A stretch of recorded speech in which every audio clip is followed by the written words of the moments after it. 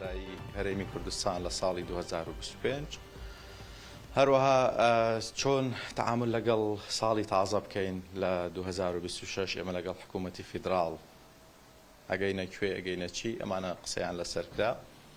هەروەها باس لە پرسی نەوت کرا. ئێمە تا ئێستا چەند نەوتمان داوەتە حکوومەتی فیدراڵ، ڕێکەوتنی ئێمە و حکوومەتی فیدراڵ لەسەر مەسەلەی نەوت بەکوێ گەیشتووە،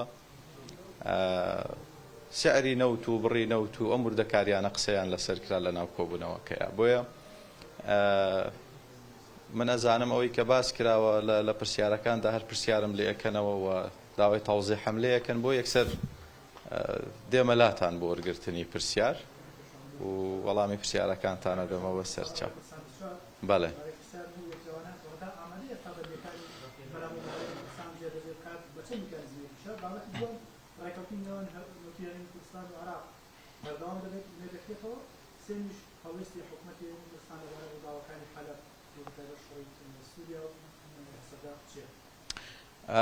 بۆ خۆتان ئەزان کە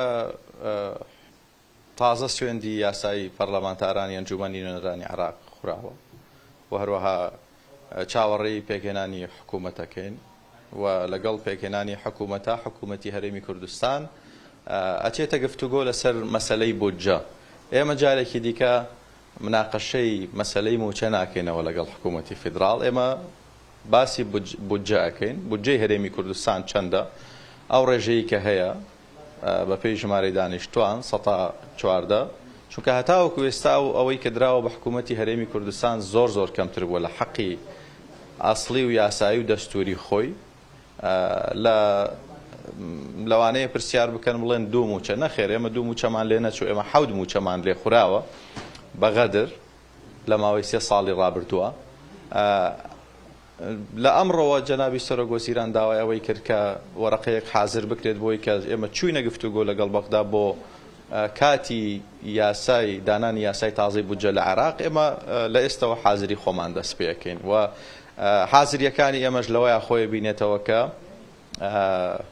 یەک ئەو موچانەی کە 7 موچەن و نەدراونەتە فەرمانبەرانی هەرێمی کوردستان ئێمە دەستیان لێ بەرنادەین و باسی ئەم 2 موچەیەش ناکەین، بەڵکو لە ماوەی 3 ساڵە 7 موچە لە خەڵکی هەرێمی کوردستان خوراوە. 2 ئێمە داوای بودجە ئەکەین لە حکوومەتی فیدراڵ و ئەبێت حکوومەتی هەرێمی کوردستان لە بەردەم ینی خەڵکی خۆیە وەڵامی پرسیار بداتەوە.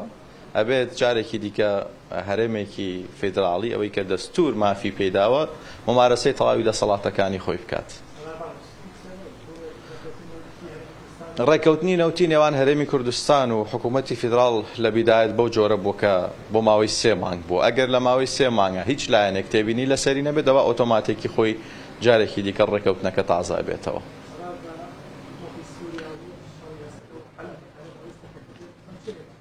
ئەڵوێستی حکوومەتی هەرێمی کوردستان ڕوونە و جەنابی سەرۆکوەزیران لە گەرمەی ڕووداوەکان قسەی خۆی هەبووە، پەیامی خۆی بڵاو کردەوە لەسەر ئەم بابەتە.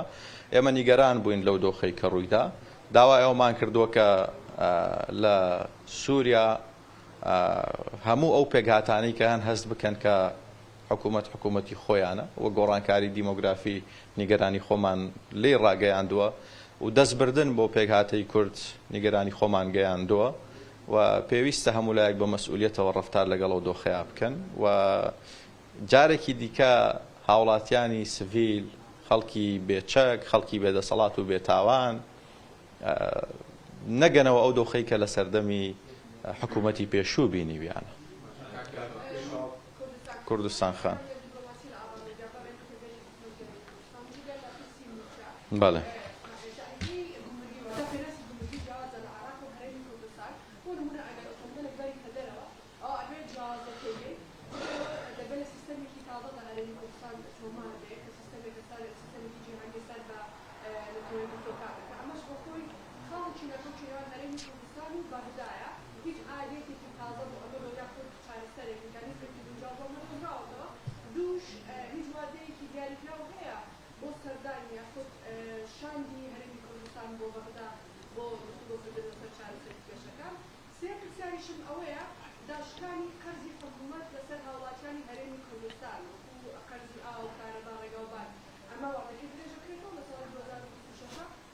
بەنسبەت بابەتی گومرگ کە باست کرد بە پێی مادەی 110 دەستور دەسەڵاتی حەسری حکوومەتی فیدراڵە بابەتی مامەڵەکردن لەگەڵ گومرگ، بەڵام مادەی 114 دەستور ئەڵێت کە ئیدارەدانی گومرگ ئەبێت بە هاوبەشی بێ لە نێوان حکوومەتی فیدراڵ و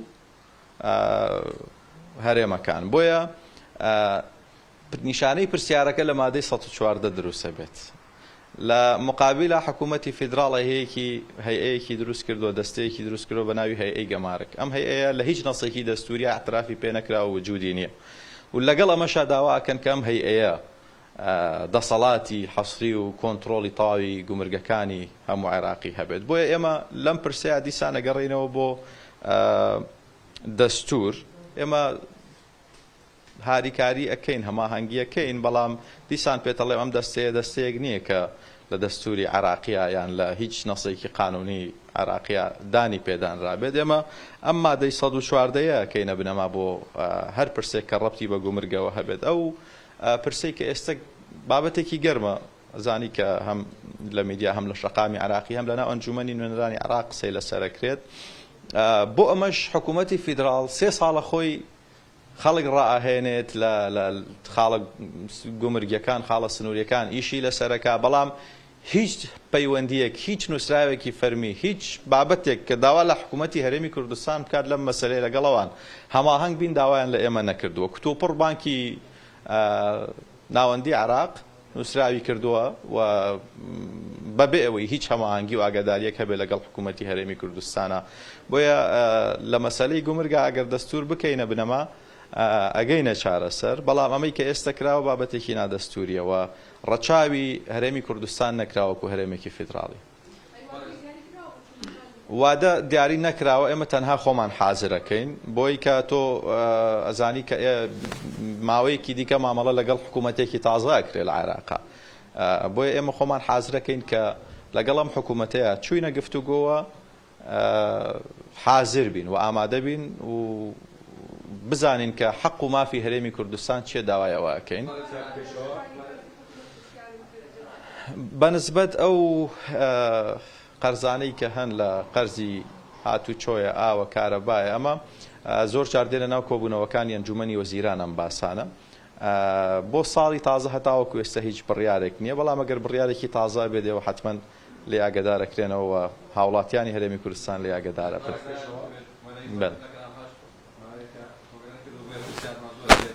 کێشە نییە، منیش لێرم بۆ ئێوە.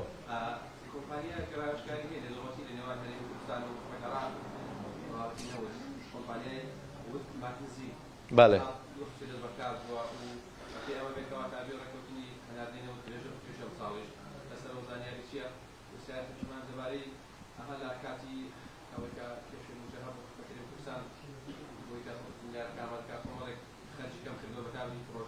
بەڵێ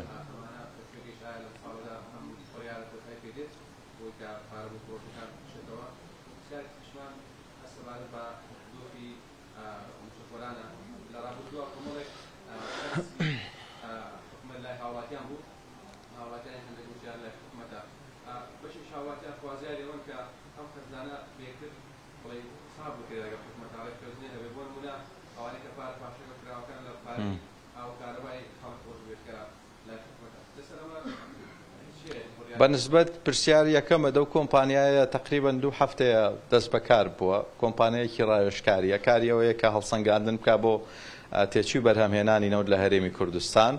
90 ڕۆژی لە بەردەمە بێت بۆی کە ئەنجامی یەکلاکەرەوە بداتە دەست حکوومەتی هەرێمی کوردستان و حکوومەتی فیدراڵ. بۆیە ئێمە چاوەڕێەوەکەین کە بزانین لەو ماوەی کە لە بەردەمیانە ئەوان ئەگەنە چه ئەنجامێک. بەنسبەت پرسیاری دووەمتەوە، بەڵێ خەرجی پرۆژەکان ئەزانی کە بەهۆی ئەو دۆخە سەختەی کە حکوومەتی فیدراڵ تووشی هەرێمی کوردستانی کردو ئێمە گەیشتوینەتە ئەو بڕیارە، لەبەرەوەی کە ئەو 120 ملیارەی ئەوان داوایەکەن ماگانە لە مقابلی ناردنی موچە زەختێکی زۆر گەورەی لەسەر حکوومەتی هەرێمی کوردستان ناچار بووە خەرجی وەزارەتەکان پرۆژەکان و زۆر لایەنی دیکەوە خۆی بگوشێ و زەخت لە خۆی بکاتەوەکەەوە 120 ملیارە پێیاکە بۆیە ئەگەر ئێمە بگەینە سیغەیەکی تازە لە مەسلەی و 120 ملیارەوە لە مەسلەی بودجێ هەرێمی کوردستان پێم وایە بابەتەش چارەسەرە بێت اینجا ئەمە فشارێکە لەم 120 ملیارەوەی کە مەسلەی گومری کوردستان خان ئەویش باسی کرد ئەگەر خۆ بگەڕێیتەوە سەر ئەسڵی مەوزوع ئەمەش دیسان بۆ فشار خستنە سەر هەرێمی کوردستان بۆی کە سەرچاوی داهاتی نەمێنێت بازرگانەکانی تووشی ناڕەحەتی بکات بازرگانەکانی و ناچار بکات کە لە ڕێگەی ئەوانەوە مامەڵە بکەن لەگەڵ دەرەوە بۆیە هەموو ئەمانە یەک پاکێجە کە ناوی پاکێجی لاوازکردنی هەرێمی کوردستانە بەڵام ئێمە چاوەڕێیەکەین کە حکوومەتی تازی عێراق بیر لەم شتانە نەکاتەوە لەگەڵ حکوومەتی هەرێمی کوردستان چونکە ناگەینە ئەنجام و ناگەینە چارەسەر لەسەر ئەم مەسەلەیە. پرسیاری سێهەمت مەسەلەی ئەو قەرزانەی کە هەیە لە نێوان هەردوولا بۆ خۆ دەزانی کە من لە بیدایەتی قسەکانم وتم ئێستا حکوومەتی هەرێمی کوردستان بەس لە ماوەی ئەم 3 ساڵە یاسای بودجەیە لەلایەن حکوومەتی فیدراڵەوە حەوت موچەی بە هەر جۆرێک بێت دەستی بۆ براوەکە موچەی فەرمانبەرانی هەرێمی کوردستان بۆ هیچ پشکێکی دامەزراندن لە هەرێمی کوردستان نەبووە لە هەموو لایەکە و لە هەموو قۆڵێکەوە هەوڵدراوە کە زەخت لە حکوومەتی هەرێمی کوردستان بکرێت بۆی ئەگەر بارودۆخێکی باش بێتە پێشەوە ئێمە بگەینە ڕێکەوتنێکی باش کە کاریگەری لەسەر دۆخی دارایی هەرێمی کوردستان هەبێت حکوومەتی هەرێمی کوردستان قەت بیر لەوە ناکاتەوە کە خەڵکی هەرێمی کوردستان تووشی ناڕەحەتی یان سەختی بکات بە دوای ئەو شتانە ئەگەڕین کە ژیانی خەڵک ئاسانترەکەن. بۆچی کاک عوسمان قسە نەکا؟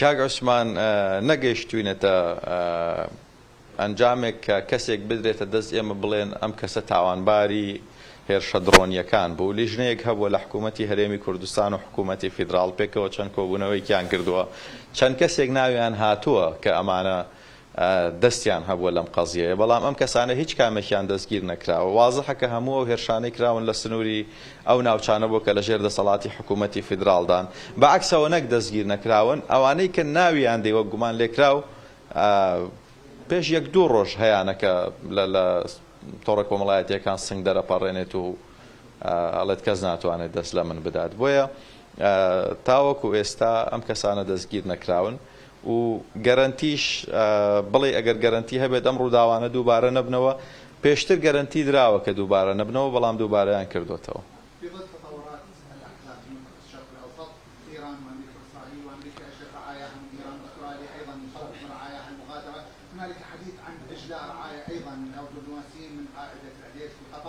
ما هو موقف حكومة إقليم كردستان من هذه التطورات الإقليمية خصوصا أنه قريب من المنطقة وفي وسط هذه المنطقة وما هي رسالتكم إلى المواطنين؟ ئێمە لەناو ئەو منتیقەی کە بەڕێزت باسیەکەی کە لە شەڵەژان و لە دۆخێکی گۆڕانکاری سەریعی ئەبینی لە سووریا چی ڕوئەدات ئەبینی لە کۆماری ئیسلامی ئێران خەڵک خۆپیشاندانەکەن و هەروەها هەموو دەوڵەتانی ئەم ناوچەیە بە کۆمەڵێک پرسەوە سەرقاڵن کە ئێمە وەکو حکوومەتی هەرێمی کوردستان لەم شتانەی کە ڕۆدەن نابینە تەڕەفگیری هیچ لایەنێک حکوومەتی هەرێمی کوردستان یەکەم خاڵ ئەوەیە کە داوای ئاشتی و داوای دانیشتن لەسەر مێزی گفتوگۆ داوای سەقامگیری بۆ هەموو لایەکەکە حکوومەتی هەرێمی کوردستان ڕێگە نادات هیچ کەسێک و هیچ لایەنێک لە سنوورەکانیەوە دەست بۆ هیچ دراوسەیەکی بەرێدەوانی کە هاوسنوورن لەگەڵ ئێمە و ئێمە ئەمانەوێت کە خەڵکەکەی خۆمان بپارێزین لەگەڵ پاراستنی خەڵکی خۆمان داوای پاراستن و ئاشتی و سەقامگیری بۆ خەڵکانی دیکە ئەم ناوچەیەش دەکەین و پێمان وایە کە شەڕ و ئاژاوە و هەروەها ینی کێشە لە ناوچەکەدا بێت هیچ کەسێک قازانجی لێ ناکات لە قازانجی هیچ لایەنێکماندانە بەڵام ئەوەی کە بۆ ئێمە گرنگە نابێت لە خاکی هەرێمی کوردستانەوە هیچ نیگەرانیەک دروست ببێت کەوا بکات دراوسەکانی ئێمە لێمان عاجز بن یان لێمان نیگەران بن ئێمە ناهێڵینەوە ڕوو بدات. بەڵێ باش منیش بە شێوازی خۆی هەر ئەو شێوازە جواب تێمەوە. ئەگەر هاتو لەو نزیکانە بەغدا داوای 120 میلیارەکەی کرد و ئەوە بۆتاننا لە بەرامبەردا بەغدا پارەی موچەی فەرمانبەرانی هەرێمی کوردستانیان ئەوە موچەی مانجی 11 دابەش دەکەن یا موچەی مانجی 1 دابەش؟ وەکو پێم وتی ئێمە نەک موچەی مانگی 11 و 12 ئەو 5 موچەی تریش بابەتێک نییە مەلەفێک نییە دامان خست بێت ئێمە هەموو ڕۆژ لەگەڵیان باسیەکەینەوە ئەگەر موچەی مانگی 1 بنێرن 2 بنێرن 3 بنێرن ئێمە ئەڵین ئەو 5 موچەی دیکە حەقی ئەو 7 موچەی حەقی خەڵکی هەرێمی کوردستانە پێویستە بماندەنێ. ئێمە ئەچوینەتە ساڵی تازەوە موچەی مانگی 1 دابەشەکەین و لەسەر ئەو 7 موچەی دیکە مەلەفەکە داناخین. بەڵێ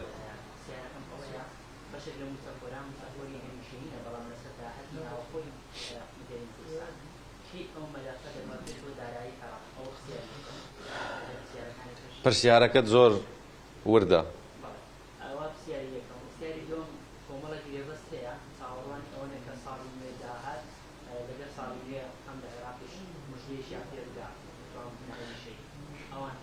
لەبەرەوە پێتەڵێم وردە کە ئەمڕۆ باس لەوە کرا ئەو بابەتە ئەوانەی کە لەسەر داهاتی ناخۆن کە دەست بە گفتوگۆکەین لەگەڵ حکوومەتی فیدراڵ ئەبێت ئەو مۆزوع ئەژێگلا بکەنەوە لەگەڵ حکوومەتی هەرێمی کوردستان چونکە بۆ خۆیان سەر و 1 ملیۆن فەرمانبەریان دامەزراندووە بەبێ ئەوەی کە 1 کەسیش بدەنە هەرێمی کوردستان.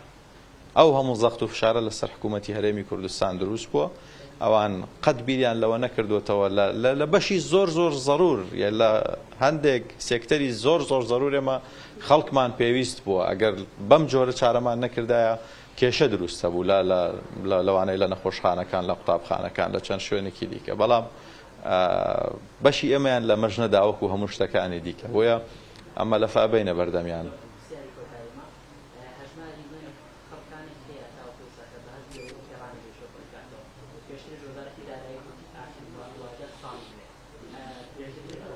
چارەسەرەکرێ دەبێت هەموو فەرمانبەران بچنە ناو ئەم سیستەمەوە و بۆ خۆتەزانی کە ڕێژەکە نزیکە لە کۆتایی ئیشەڵا کێشەیەک دروست نابێت لەو مۆزوع.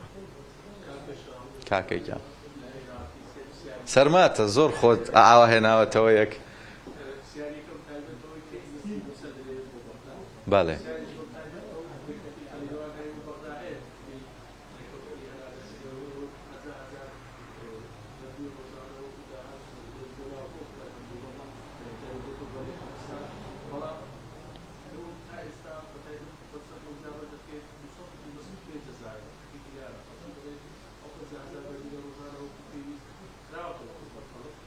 بله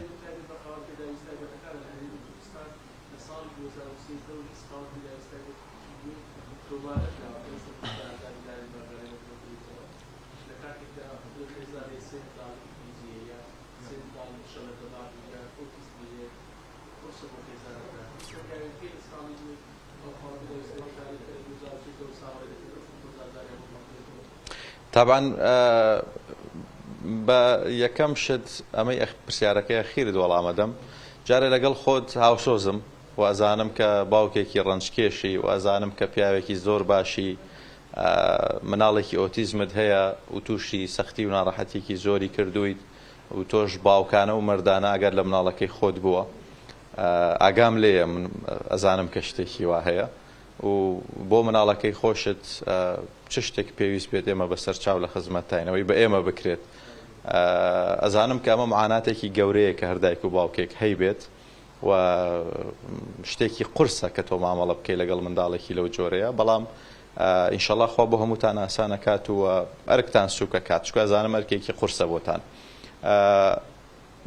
دیسانە گەڕێمەوە بۆ هەمان جوابی پێشوو دۆخی ئێمە گەیشتوۆتە وەزعێک ناڕەحەتیە کە نەمانتوانیوە نەخاوان پێداویستی تایبەت نە ئەو دەرچوانەی کە خوێندنیان تەواو کردووە بە پلەی زۆر باش بە دەرەجەی زۆر باش ئەم هەموو فشار و زەختە بەڕاستی غەدرێکی زۆر زۆر گەورەی لە خەڵکی هەرێمی کوردستان کراوە لە حکوومەتی هەرێمی کوردستان کراوە و ئێمەیان خستووەتە بارودۆخێکی ئەوەندە سەختەوە کە لە بە خۆت باشوتت لە 2013 تا ئێستا ئێمە نەتوانین کەسێک کە پێویستی نەبێت داوای ناکات، کەسێک کە مناڵەکەی یاخود کەمەندامێکی هەیە نەخۆشێکی هەیە ئەگەر لە دۆخێکی سەخت و ناڕەحەتا نەبێت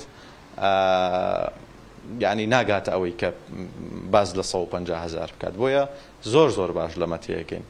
ئەگەر بێت و لەم ساڵی کە ساڵی دانانی بودجەی تازای عێراق بێت ئێمە نەگەینە ڕێکەوتنێکی کۆنکرێتی کە بەشێکی ئەم شتانە چارەسەر بکەین بەڕاستی ئێمە مناقەشەی موچە ئیتر ناکەین و پێویست ناکا بچینەوەی کە بە نانەسکی و بە موچەیەکی مەژی و مەمرە لەگەڵ هەرێمی کوردستان ئیدارە بدەن، چکە ئەم بارودۆخە بەم شێوەیە درێژە ناکێشێت و ئیدارە نادرێت و یعنی لەوانەیە کە ئێمەش لە حدێکە لە وەختێکە یعنی بگەینەوەی کە هەندێک بڕیار بدەین لەوانەیە هیچ باش نەبێ نە بۆ ئێمە نە بۆ عێراق و هەردوو لامان بخاتە تەنگەشەوە. بۆیە ئینشەڵڵا ئەوانەی کە دێن لەگەڵ ئێمە حکوومەتی تازە دروست دەکەن و حکوومەتی تازە پێکێنن ئەمەیان لە بەرچاو بێت کە پێش ئەوان هەرچی کراوە لەگەڵ کورد هەر زوڵمێک هەر غەدرێک کراوە کاریگەری نەبووە لەسەرەوەی کە ئێمە دەست لە قەزیە و لە دۆزی گەورەی خۆمان بەربدەین و دەستیشی لێ بەرنادەین. گرنگترین شت بۆ چارەسەری ئەم هەموو مەشاکیلانی کە بەشێکی زۆرتان باسی یەکەن لایەنە سیاسیەکانی هەرێمی کوردستان ئەگەر پێکەوە یەکدەنگ بن و پێکەوە شەڕی حەقەکانی خەڵکی هەرێمی کوردستان بکەن ناکۆکی وەلاوە بنرێت و پێکەوە ئاڵای داخوازی مافە دەستوریەکانی هەرێمی کوردستان بەرز بکەنەوە بەشێکی زۆری ئەم کێشانە چارەسەر بێت و پێم وایە کە ئەمە چارەسەرە گەورەکەیە کە ئێمە بتوانین هێزێکی باشمان هەیە بە یەک دەنگ و بە یەک ئامانج کە ئامانجەکە خەڵکی کوردستان بێت پێکەوە بچینە بەغدا.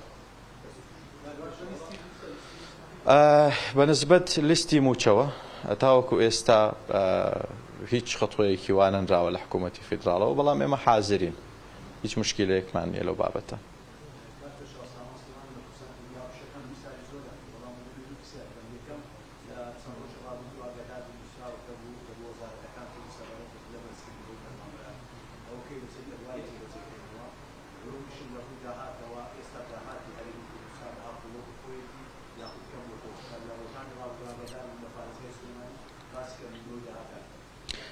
کاک سامان ئەوەی مەسەلەی داهات بە دڵنیایی ئێمە داهاتمان وەکو جاران نەماوە لەبەرەوەی کە وەکو پێم وتی بە هەزار ڕێگە و تەریقە و فەن و فنون هەوڵە درێت کە داهاتی هەرێمی کوردستان کەم بێتەوە و بربەستی بۆ دروستەکرێت چ لە گومرگ چ لە هاتوچۆی بازرگانی نێوان حکوومەتی شارەکانی حکوومەتی فیدراڵ و شارەکانی دیکە عەرقەلەی زۆر بۆ ئێمە دروست کراوە، بەڵێ بێگومان داهات کەم بۆتەوە و بەڕێژەیەکی بەرچاویش کەم بۆتەوە. بەڵێ بەنسبەت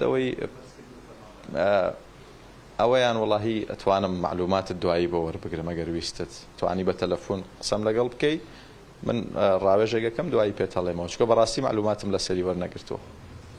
تەواو بوون هەموو لایەک دەی دەستان خۆش بێ. سوپاس بۆیەوە مەمنون.